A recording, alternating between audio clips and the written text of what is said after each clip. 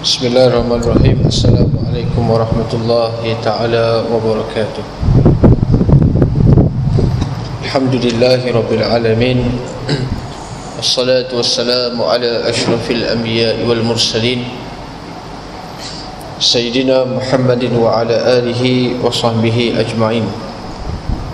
Subhanaka la ilma lana illa ma 'allamtana innaka antal alimul hakim. ولا حول ولا قوة إلا بالله العلي العظيم. رب اشرح لي صدري ويسر لي أمري واحلل عقدة من لساني يفقه قولي وبعد.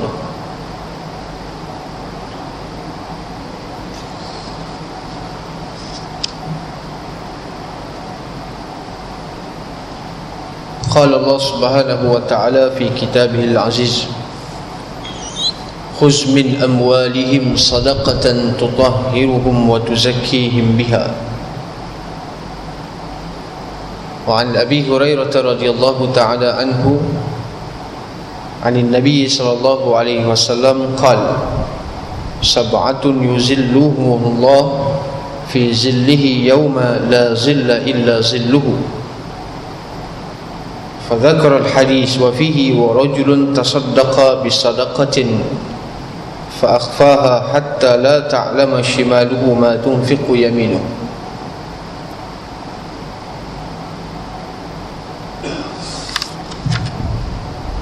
ثم عن أبي سعيد الخدري رضي الله تعالى عنه قال: عن النبي صلى الله عليه وسلم قال: أيما مسلم كسى مسلما ثوبا على عري كساه الله من خضر الجنة. وأيما مسلم أطعم مسلما على جوع أطعمه الله من ثمار الجنة. وأيما مسلم سقى مسلما على ظماء سقاه الله من رهيق المختوم. Muslimin yang dirahmati Allah Subhanahu wa taala,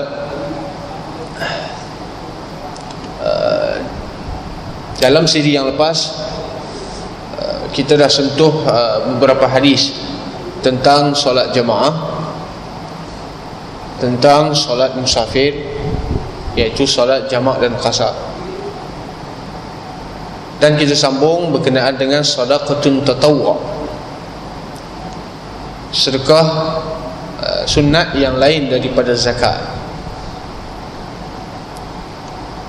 Allah Subhanahu wa ta'ala berfirman: khuz min amwalihim sadaqatan tutahhiruhum wa tuzakkihim biha. Ambil daripada harta mereka itu sadaqatan. Sedekah dalam ayat ini juga masuk zakat. Tutahhiruhum wa tuzakkihim biha. Dan saya tak sentuh berkenaan dengan zakat, tetapi oleh kerana ayat ini ada berkaitan dengan zakat, maka perkara yang asas saya nak sebutkan tentang perbezaan antara zakat wajib dan juga zakat sunat, ataupun sedekah wajib dan sedekah sunat. Apabila disebutkan perkataan zakat, dia akan diiringi dengan as-salah. Bila kita buka Al-Quran, Allah Subhanahu wa ta'ala sebut: aqimus salat wa tu'tunuz zakah wa ita'iz zakah. Aqimus salat, dirikan semayang dan keluarkan zakat.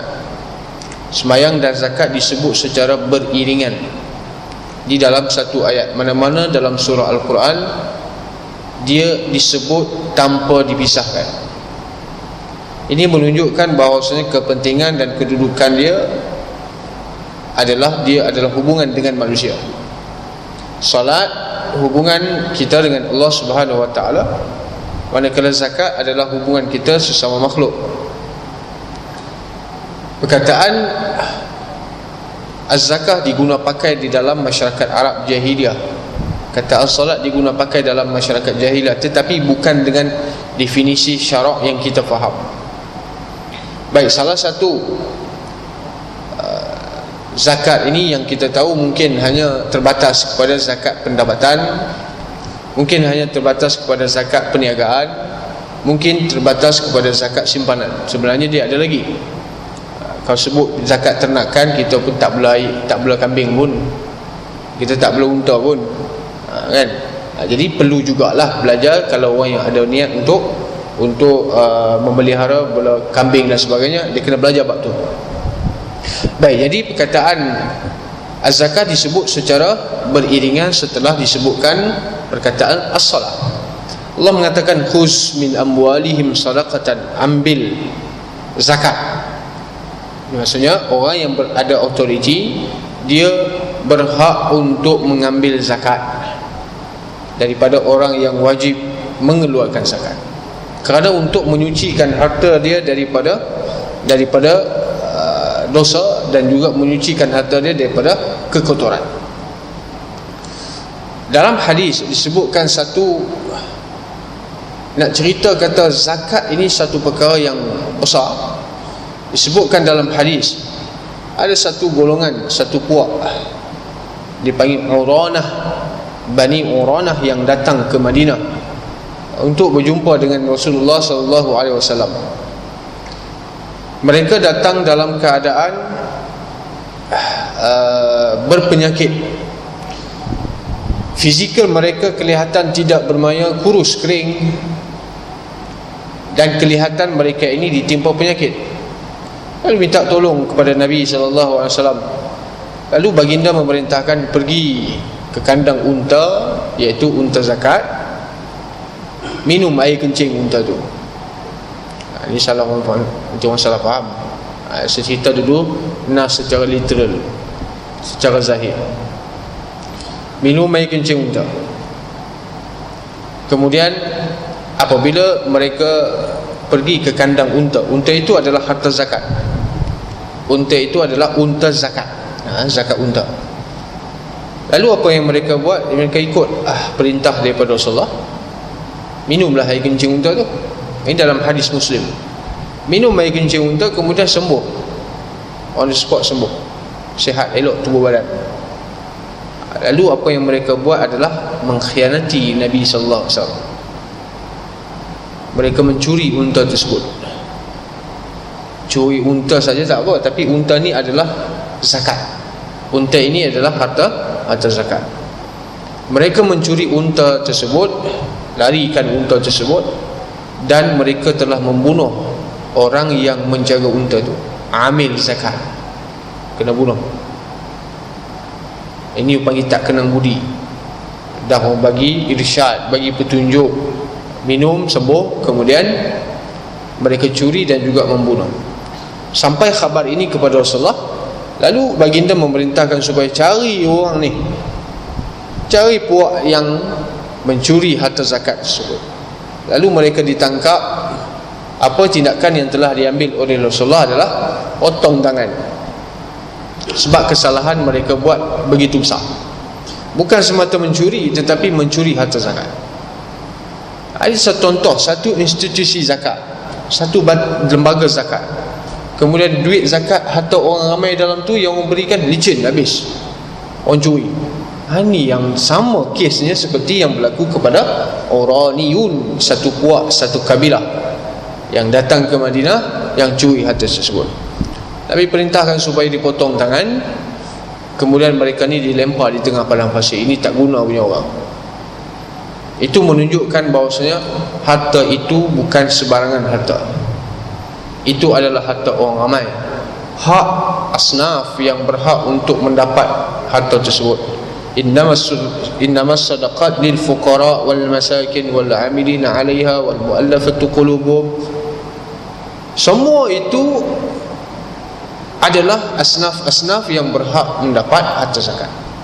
Kamu curi hak dia, kamu ambil hak yang bukan hak kamu. Begitu juga orang yang enggan mengeluarkan zakat.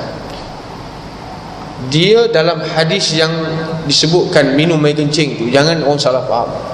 Kadang, minta maaf cakaplah, kadang orang yang baca hadis tapi dia baca secara literal, dia terjemah sendiri, dia faham agama ikut kefahaman sendiri, ini bermasalah.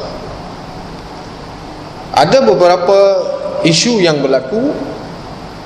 Mutawif yang bawa jemaah umrah ni, jemaah umrah tak kira lah daripada syarikat mana, saya tak tahulah, Dia bawa jemaah umrah, dia bawa pergi ladang unta, bawa pergi kandang unta, dia suruh minum air. Kata mujarab.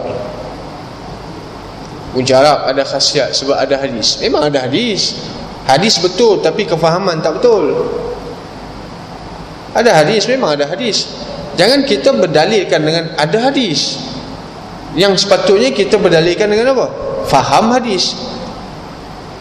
Ada hadis tapi tak faham pun tak guna juga. Ada hadis tapi salah faham pun tak guna juga. Jadi mutawif ni yang tak ada ilmu. Sebab itu kita jangan cari yang nak pergi melakukan umrah, cari mutawif yang alim. Bukan mutawif yang famous ataupun company ni yang famous. Tak, kita akan cari mutawif yang ada ilmu. Alim tu bukan maksud dia ni beramal banyak, bukan. Alim itu bermaksud dia ilmu, kefahaman dia di dalam agama tu tinggi, faham hadis, faham Quran, faham sejarah, sirah Nabi dan sebagainya. Itu yang perlu. Dia bawa jemaah umrah sampai ke kandang unta, dia kata minum air unta. Bagus, ada khasiat. Sebab Nabi suruh minum air kencing unta. Isu ni dibincang panjang. Antaranya disebutkan dalam mazhab kita Syafi'i, air kencing adalah najis. Air kencing adalah najis, tidak boleh minum, haram. Habis yang Nabi suruh minum tu kenapa? Nabi suruh minum itu adalah khususiat bagi Nabi sallallahu alaihi wasallam. Apa maksud khususiat? Keistimewaan saja, tak boleh dikiaskan dengan lain. Nabi beri itu adalah mukjizat Nabi untuk satu buah dipanggil Bani Uranah sahaja yang boleh minum. Ini kalau kita minum tak ada khasiat apa pun, penyakit lagi ada. Dan daripada hadis itu muncul pemahaman ulama ni berbeza dengan sebab satu hadis.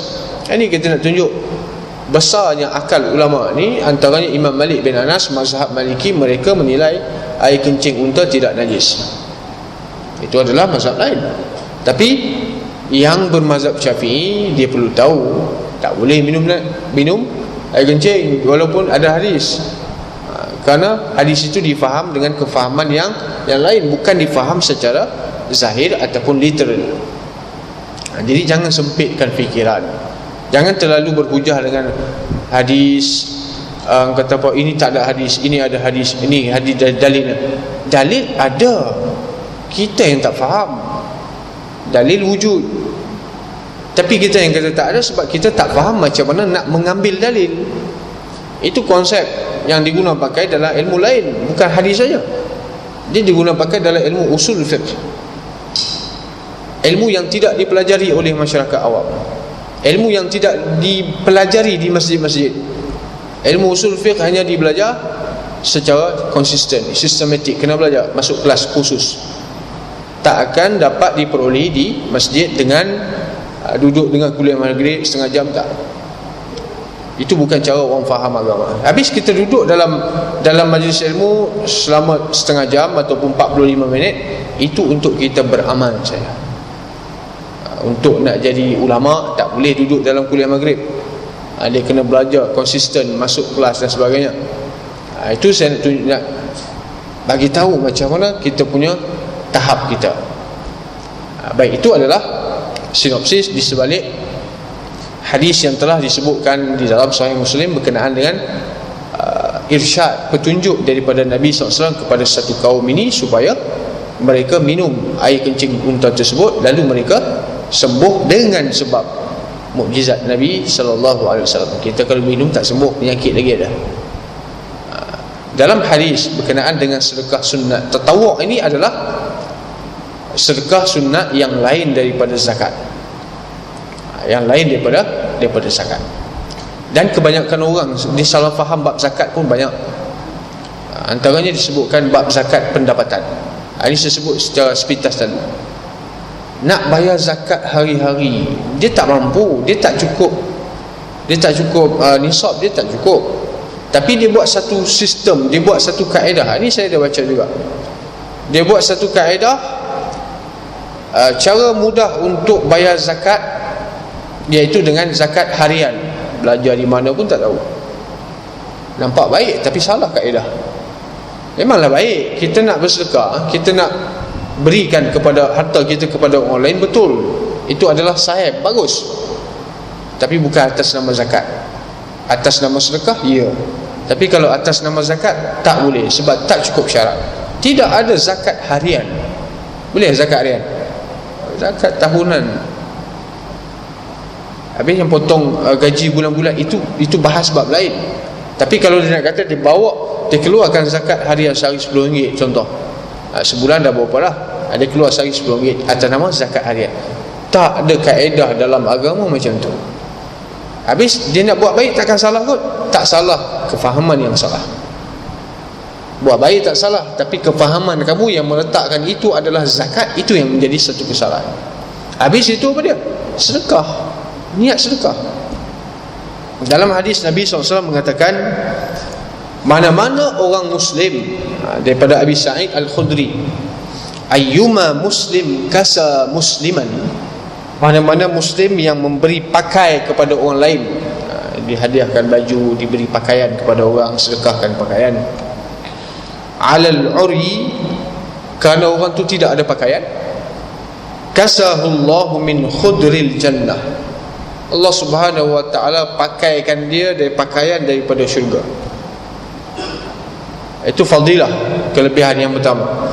Kemudian wa ayyuma muslimin at'ama musliman, mana-mana orang Muslim yang beri makan kepada orang Muslim yang lain, ala ju'in, kerana orang tu kelaparan,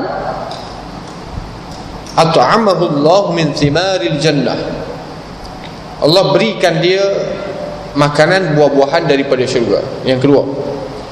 Yang ketiga, wa ayyuma muslimin saqa musliman, mana-mana orang yang memberi minum kepada orang lain, ala zama'in, kerana orang tu dahaga, saqahu Allah min rahiqil makhtum, Allah Subhanahu wa ta'ala akan beri minum dia daripada rahiqil makhtum. Ini disebut dalam Quran, istilah rahiq al-makhtum. Rahiq ini adalah arak khamar yang bersih, al-makhtum yang mana ditempa ataupun diletakkan di dalam bekas yang khusus. Jangan peliklah, arak yang tak boleh itu adalah dunia. Baik, yang pertama, apa yang disebutkan oleh Nabi SAW, siapa yang memberi pakaian kepada orang lain. Baik, dalam Al-Quran, Allah Subhanahu wa ta'ala sebut dalam satu ayat, wala tayammamul khabitha minhu tunfiqun walastum biakhirihi illa an tughmidu fihi. Maksud dia, jangan kamu berikan sesuatu yang buruk, jangan kamu berikan sesuatu yang busuk, jangan kamu berikan sesuatu yang koyak, sesuatu yang tak boleh makan. Tunfiquna fi, yang kamu infakkan benda tu. Walastum biakhirihi, sedangkan kamu pun tak nak benda tu. Illa an tughmidu fi, kalau kamu diberikan kepada kamu, kamu pun tak nak benda tu, kecuali dengan pejam mata. Maksudnya terima pun tak ikhlas. Dia macam ni. Dalam ayat ini Allah Subhanahu wa ta'ala melarang kita daripada memberikan sesuatu yang tidak elok kepada orang lain. Kalau kita nak beri makanan, pastikan makanan itu kita pun sanggup makan. Jangan beri makanan yang tak habis baru nak bagi. Kalau orang meniaga pasar malam yang tak habis, ni daripada tak habis membazir ni, baik aku sedekah dekat masjid, baik aku sedekah dekat mana-mana tahfiz, bagi budak-budak makan, bagi jemaah masjid makan, daripada aku buang macam tu membazir. Nampak? Itu adalah tahap pemikiran orang kita. Rendahnya tahap pemikiran orang kita yang tak habis baru nak bagi. Susah kita nak jumpa. Kalau orang tu nak berniaga, dia masak lebih, dia niat siap-siap, kemudian dia bahagikan siap-siap. Satu bahagian untuk aku sedekahkan di masjid, satu bahagian untuk aku jual. Yang dia asingkan itu memang dia nak bagi daripada awal, bukan tak habis, bukan yang dia jual tak habis, tapi memang dia nak bagi. Ini orang yang berada pada kedudukan yang tinggi, makam tinggi, dia iman dia tinggi lah.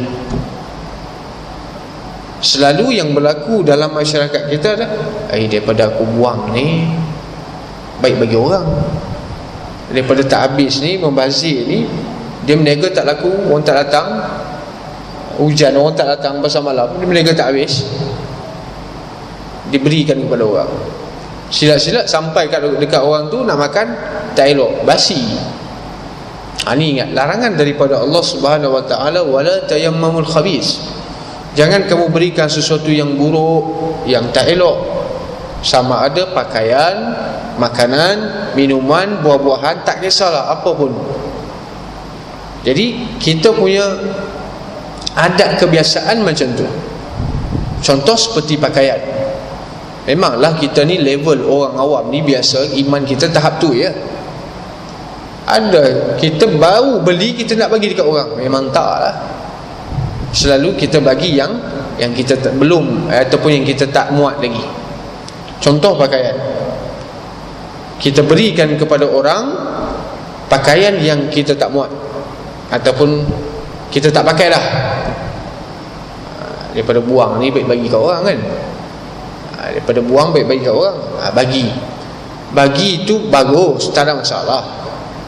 Tapi sesuatu tu pastikan dia bukan bersifat khabis, buruk, koyak, tak elok. Ni tak, dia bagi kat orang makanan dah basi, baru nak bagi kat orang. Kalau bagi kepada dia, dia makan tak? Dia tak makan. Itu masuk walastum bi akhirih. Kamu pun tak sanggup nak ambil benda tu. Sebab itu apabila turun ayat saya sebut dah sebelum ni, lan tanalul birra hatta tunfiqu mimma tuhibbun. Tidak akan mencapai satu kedudukan yang tinggi, kebajikan yang paling tinggi Allah sebutkan dengan bir. Allah tidak menggunakan istilah khair, tapi Allah menggunakan birra. Birra dengan khaira ni sama makna dia, iaitu baik. Tapi bila gunakan birra, maksudnya kedudukan baik yang level paling atas. Hatta tunfiqu mimma tuhibbun, sehingga kamu berikan apa yang kamu suka. Bukan level kita ni. Bukan level kita nak bagi. Kita sayang benda tu, kita nak bagi kat orang kan? Tak. Kita punya sifir kita apa? Kita sayang, kita suka, kita simpan. Mana ada orang sayang satu-satu benda dia, ini pakaian yang paling dia suka, dia nak bagi kat orang. Tak. Ini benda yang paling dia suka, dia nak beri kepada orang. Memang tak. Tapi ada seorang sahabat Nabi ni, nama dia Abu Talha. Abu Talha ni bila turun ayat ni, dia jumpa Nabi, dia kata, wahai Rasulullah, saya adalah sebidang tanah, taklah besar sangat pun. Kebun kurma saya nak infakkan fi sabilillah. Itulah satu-satunya harta yang saya ada dan saya sayang. Tapi bila turun ayat ni, saya nak mencapai, saya nak apa yang Tuhan janji. Dia ada satu kebun kurma yang, kebun kurma ni strategik. Nabi suka masuk dia punya kebun dia, Nabi suka berteduh di bawah pokok-pokok kurma dalam kebun dia. Nabi suka minum air perigi yang ada dalam kebun dia. Jadi kata Nabi SAW, kamu ada saudara terdekat tak? Dia kata ada. Maka kata Rasulullah, berikan kepada saudara terdekat, maka itu lebih afdal. Maka di sini kaedah kita adalah, apabila nak bersedekah, sedekah mana yang paling afdal? Iaitu bersedekah kepada keluarga terdekat. Bersedekah kepada keluarga terdekat bermaksud bagi kepada anak isteri yang selain daripada nafkah wajib, selain daripada nafkah wajib. Berikan kepada ibu bapa. Wa bil walidaini ihsana. Seorang anak wajib menafkahkan ayahnya jika ayahnya itu orang yang susah. Kalau seorang ayah itu adalah orang yang senang, maka gugur nafkah. Tapi nafkah kepada anak tidak akan gugur. Itu beza antara dua nafkah. Ada lagi kaum kerabat yang dekat, abang ataupun adik, anak saudara yang susah, ataupun sepupu sepapak dia yang susah, maka sedekah kepada mereka lebih aula daripada bersedekah kepada orang asing. Itu pun setelah, kalau dah habis dah, semua dah diberi, nak bagi pada orang lain, tak ada masalah. Itu kaedahnya adalah, apabila nak bersedekah, sedekah manakah yang lebih afdal? Iaitu kepada kaum kerabat yang terdekat. Bukan bermaksud tak boleh bagi dekat orang. Jangan kita faham, salah faham. Bukan tak boleh beri kepada orang lain, tetapi poin dia adalah afdal dengan kurang afdal. Bila kata afdal ni pahala lebih, bukan afdal ni wajib, tak. Al-afdaliyatu la taqtadi wujub. Kaedahnya apabila disebut tentang afdalnya satu-satu amalan, dia tidak akan membawa kepada wajib, dia sunat saja. Baik, dalam hadis yang saya bacakan tadi, mana-mana muslim yang berikan pakaian kepada orang yang memerlukan, kasallahu min khudril jannah, Allah Subhanahu wa taala akan pakaikan dia pakaian daripada syurga. Itu adalah targhib, galakkan daripada Nabi SAW supaya kita ni rajin bersedekah, beri pakaian kepada orang, hadiahkan pakaian kepada orang. Nabi juga menerima hadiah. Nabi SAW, seperti mana yang kita maklum, baginda tidak boleh menerima zakat, baginda tidak makan harta zakat, dan juga keturunan baginda tidak boleh menerima harta zakat, kerana dia adalah ausakhin nas. Tak selayaknya bagi Rasulullah untuk menerima zakat, sebab zakat ni dianggap sebagai kotoran ataupun daki yang dicuci daripada harta orang. Maka sebab itulah dalam hadis yang sebutkan Riyadhus Salihin, cucu Nabi Hasan dan Husain ni menerima sedekah waktu kecil. Biasalah budak-budak kan, budak-budak bila orang bagi dia ambil lah. Kanak-kanak apabila diberikan kepada Hasan dan Husain itu sebiji apple, orang sedekahkan kepada cucu Nabi. Waktu itu masih kecil, jadi budak bukan tahu apa, dia makan lah. Makan, masuk dalam mulut, lalu Nabi keluarkan balik. Nabi kata kukhin, keluarkan ludah. Nabi korek. Nabi kata ini adalah sedekah yang tak layak dimakan dan juga diterima oleh keturunan aku. Ya, itu dibahas keturunan Bani Hashim, keturunan Bani Muttalib, ataupun senang keturunan Nabi tidak menerima zakat, tidak menerima sedekah. Tetapi baginda menerima hadiah. Baginda menerima hadiah, orang berikan keldai yang berwarna putih, orang berikan pakaian kepada Nabi daripada Yaman. Satu pakaian diberikan kepada Rasulullah, maka Nabi ambil. Ni apa dia ni? Ini hadiah. Itu menunjukkan bahawasanya kita apabila kita nak berikan kepada orang, jaga kita punya istilah, jaga kita punya ucapan. Kadang-kadang ucapan kita itu mengecilkan hati orang lain. Contoh macam ni lah, saya kata ambillah ni sedekah, ambil sedekah, saya sedekah. Kalau orang cakap macam tu, saya kata apa? Ni saya pun boleh belilah. Ingat, hina teruk sangat ke saya nak terima sedekah? Nampak? Itu mengecilkan hati orang lain. Apa salahnya kalau kita tukarkan istilah, ambil. Dia istilah lain, tapi maknanya sama. Apabila kita sebut hebah, apabila kita sebut hadiah, apabila kita sebut sedekah, maksudnya kita berikan hak kita kepada orang. Kita berikan hak kita kepada orang lain. Cuma penggunaan kita tu mesti secara halus. Kalau saya katakan ini ambillah saya sedekah, apa agaknya orang tu rasa? Mesti dia rasa dia ni hina, dia ni orang yang paling teruk sekali lah, sampai macam tu sekali. Dan kalau kita menggunakan perkataan hadiah, itu lebih, orang kata apa, bagi saya lah, mungkin tuan rasa benda yang sama juga kan. Kalau kita menggunakan perkataan hadiah, dia lebih lembut lagi, dia tidak akan mengecilkan hati orang lain. Sebab tu Nabi SAW apabila diberikan kepada baginda, Nabi akan tanya dulu, ini apa dia? Sedekah ke apa? Orang kata hadiah. Hadiah okey. Kalau sedekah, sorry, saya tak makan sedekah, saya tak terima sedekah orang. Walaupun benda sama, konsepnya sama apa dia? Beri sesuatu yang kita milik kepada orang lain, tetapi perkataan itu kena jaga. Sebab mana tahu kita punya perkataan itu mengecilkan hati orang lain. Sebab itu jelas dalam ayat Allah Subhanahu wa taala sebut, wa ammas sa'ila fala tanhar. Wa amma bi ni'mati rabbika fahaddis. Lagi satu orang yang minta kepada kita. Orang yang minta duit ke, minta nak makan ke, jangan kira tuan-tuan. Terutamanya apabila orang minta makan. Kalau orang minta duit kepada kita, kita nak bagi tak nak bagi, itu terpulang pada kita lah. Tapi apabila orang nak minta makan, jangan siasat, jangan selidik apa bagi makan. Betul ke ni minta makan ni? Betul ke dia lapar ni? Tak payah soal, bagi makan. Tak ada kompromi, tak boleh. Sebab apa? Dalam hadis Nabi SAW mengatakan, at-tu'imul ja'i'a wa'udul marida wa fukul 'ani. Beri makan kepada orang yang lapar, beri makan kepada orang yang minta nak makan. Wa'udul marida, ziarahi orang sakit, wa fukul 'ani, bebaskan orang yang kena tawan. Jadi bab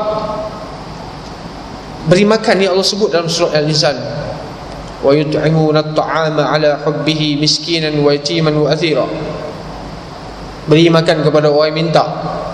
Sebab itu apabila orang minta duit kepada kita, kita nak bagi tak nak bagi, itu kita punya halah, kita punya pasal. Tapi jangan sesekali kita menghina orang yang meminta. Allah Subhanahu wa taala mengatakan, wa ammas sa'ila fala tanha. Orang minta kepada kamu, jangan kamu hina, jangan kamu maki dia. Kalau nak bagi, bagi. Tak nak bagi, sudah, selesai masalah. Jangan duk soal siasat panjang cerita, last sekali tak bagi pun. Budak tu minta duit, minta sedekah, kita dah tak nak bagi, kita soal siasat dia pula. Sampai pun jam-jam dia tunggu kan, berdiri lah tu dengar ceramah kita. Last sekali tak bagi pun, ataupun bagi RM1 je. Jadi bab kita nak mengeluarkan sedekah ataupun nak infak fisabilillah ni memanglah berat, tak nafikan berat. Kalau kita ada RM100, mustahil lah kita akan sedekah 100. Satu-satunya yang duit kita ada RM1 ni je. Kita nak sedekah 100 ke? Taklah, RM1 lah. Tak mengapa, tak ada masalah. Kerana iman kita tak sama. Iman berbeza. Abu Bakar As-Siddiq dan juga Umar pun tak sama iman dia. Abu Bakar diberikan keseluruhan, Umar dia tak mampu berikan keseluruhan, tapi diberikan sebahagian daripada harta yang dimiliki. Itu menunjukkan bahawasanya tahap iman orang ni tak sama. Jadi fadilat yang pertama adalah memberi pakaian kepada orang lain. Beri pakaian tu agak-agaklah kita berikan kepada orang lain pakaian yang elok. Kelebihan dia, fadilat dia, Allah pakaikan kita pakaian daripada syurga. Yang kedua, wa ayyuma muslimin at'ama musliman. Fadilat, kelebihan kita beri makan. Beri makan ni dalam erti kata yang lain, yang senang, simple, belanja orang lah, kita bayar. Tak semestinya kita kena bawa makanan kita bagi kepada, tak. Konsep yang paling senang untuk dapat kelebihan yang Allah sebut, yang Nabi sebut, at'amahu Allah min thimaril jannah, Allah berikan dia buah-buahan daripada syurga, itu senang saja adalah kita bayar. Kita makan, kita belanja orang. Janganlah time nak bayar tu kita sakit perut pula. Ini banyak kan, makan banyak ni kan, kawan-kawan kan, time semua orang nak bangun, nak bayar, sekejap pergi tandas sekejap. Pergi tandas, lama bukan main, dah selesai orang dah selesai bayar baru dia keluar.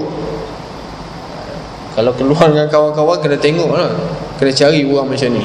Kadang-kadang ramai, ada juga orang macam ni kan, time nak bayar mesti dia pergi tandas. Time nak bayar sakit perut.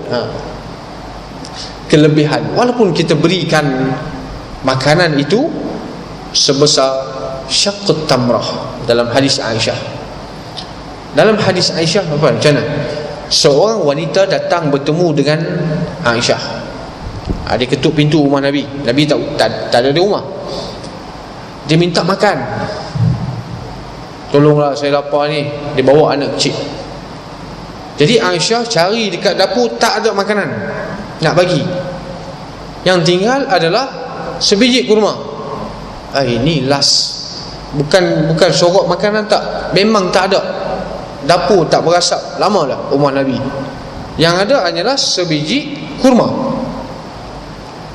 Apa yang Aisyah buat, berikan kepada wanita tersebut, dan wanita itu pun bahagi dua. Sebiji itu potong dua. Dia separuh, anak dia separuh. Miskin sungguh, tak ada makanan. Anak dia dah makan dah. Yang wanita tersebut, ibu tersebut, baru nak masuk ke dalam mulut, anak minta. Jadi dah makan dah separuh kan. Jadi mak ni biar tak makan, minta apa, janji nak makan. Itu naluri ibu. Naluri ibu dan ayah, anak jangan tak makan. Biar mak ayah tak makan pun tak apa. Jadi oleh kerana ibu ni, naluri seorang ibu ni, bila anak minta tu, bagi je. Bagi. Lalu perbuatan itu dilihat oleh Aisyah. Aisyah tengok dalam keadaan sedih lah kan. Sedih. Baliknya Rasulullah, Nabi, Aisyah pun ceritakan kepada Rasulullah apa yang berlaku. Lalu kata Nabi SAW, ittaqin nara walau bisyaqqit tamrah. Syaqqit tamrah ini maksudnya apa? Sebiji kurma dibahagi dua, sebelah tu dipanggil syaqqit tamrah. Dengan sepotong kurma itu boleh menyelamatkan daripada api neraka. Jadi dengan sebab wanita tersebut berikan sepotong kurma itu, maka Nabi SAW mengatakan dia selamat daripada api neraka, kerana dia beri makan kepada orang. Jadi bila kita tak macam tu. Apabila kita nak makan, makanan ni ada untuk kita, orang minta, ni aku punya, aku pun nak makan juga. Itu biasalah, tak nafi, semua orang macam tu. Cuma nak sampai kepada level itu dia lain. At'amahu Allah min simari jannah. Allah Subhanahu wa ta'ala akan berikan dia makanan daripada syurga. Kalau kita tengok makanan daripada syurga ni, disebutkan dalam ayat, terutamanya dalam surah Al-Waqi'ah.